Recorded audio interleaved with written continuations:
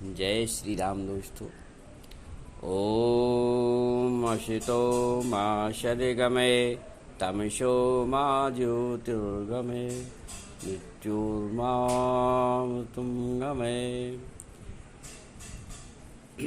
मान्यवर, यद्यपि जीवात्मा का स्वतंत्र अस्तित्व है, महर्षि पाणिनि जी ने कहा है स्वतंत्र कर्ता, पुनरपि कर्म बंधन के कारण फल भोगने में पराधीन है। इसी कारण से ईश्वर की उपासना के द्वारा अपने गुण कर्म स्वभाव को सुधारना चाहता है। जीवात्मा में आनंद की मात्रा न्यून है। प्रकृति सत्य है, मात्र एक गुण वाली। जीवात्मा सत और चित है, ईश्वर सच्चिदानंद स्वरूप है। इसी कारण आनंद गुण की पूर्ति हेतु जीव ईश्वर की आराधना करके प्रभु के आनंद गुण को ग्रहण करना चाहता है।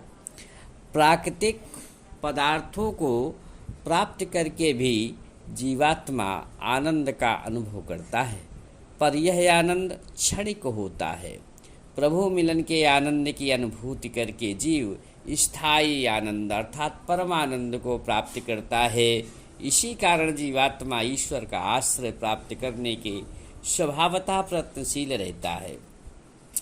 देखिए, गोस्वामी जी महाराज कहते हैं कि परवश जीव स्ववश भगवंता, जीव अनेक एक श्रीकंता।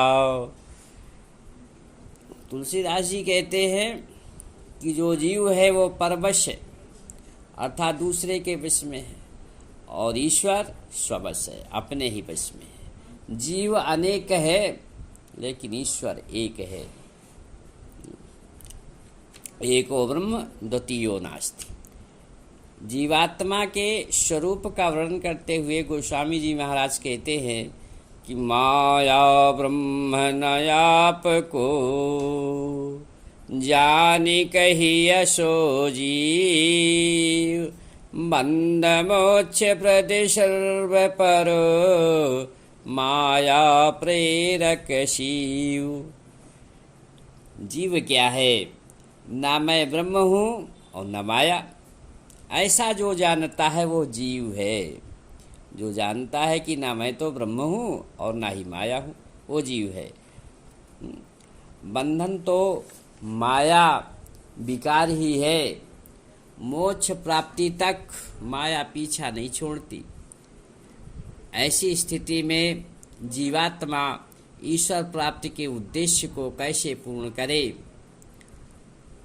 इसे भगवान श्री कृष्ण ने कहा है कि आप अपनी इंद्रियों को वश में करिए, मन को भी जीत लीजिए, तब उस आत्मा के द्वारा उस काम रूपी क्रोध रूपी जो विकार है उनको नष्ट कीजिए। माया अपने आप नष्ट हो जाएगी। एक ही इंद्रिय का विषय मनुष्य के जीवन भर की साधना समाप्त करने के लिए पर्याप्त है। देखिए, एक उदाहरण देखिए कि पंकज कोश में भृंग फंस्यो, करो तो अपने मन में मन शुबा, वही है प्रभात उगेंगे दिवा करो, अजाऊं गोधाम पराग लखुआ, अवे निश बीच ही और बनी नहीं जानत काल को ख्याल अजूबा, और आए गयंद चबाय लयो, रही गयो मन को मन में मन शुबा। देखा आपने कि भंवरे का एकमात्र जो नाक का विषय गंध है, केवल उसी के कारण भंवरे को अपने जीवन से हाथ धोना पड़ता है। हमारे साथ तो 5 विषय लगे हुए हैं, जैसे आँख, आँख का रूप, कर्ण का विषय होता है शब्द, नासिका जो नाक है उसका होता है गंध, त्वचा का विषय है स्पर्श, जिह्वा का विषय है स्वाद चखना। इसी कारण गोस्वामी जी महाराज ने ठीक ही कहा है कि इंद्रियों के द्वारों झरोखों पर इंद्रियों के शूर अर्थात देवता विराजमान है, और जैसे ही विषय रूपी वायु का झोंका आता है तो संबंधित इंद्रिय के मन के द्वारा उसे ग्रहण किया जाता है। बस फिर क्या था, साधना धरी की धरी रह गई। यह है जीव के बंधन का रहस्य। कहते हैं कि जब ते जीव भयभु संसारी, छूट न ग्रंथ न हो ही सुखारी। जब से यह जीव संसार में आया है तो माया के द्वारा बन गया है, माया की गांठ लगी है।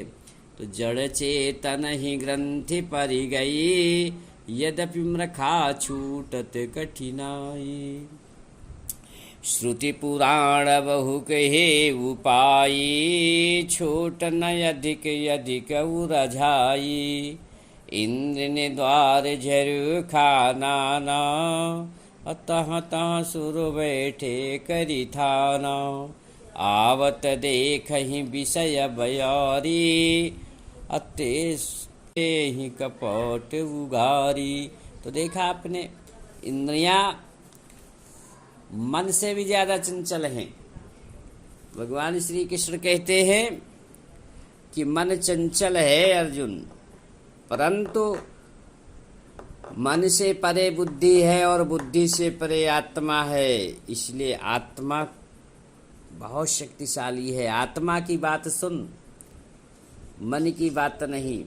और जब अपने मन को एकाग्र कर लोगे और फिर मेरा स्मरण करोगे तो मुझे प्राप्त हो जाओगे।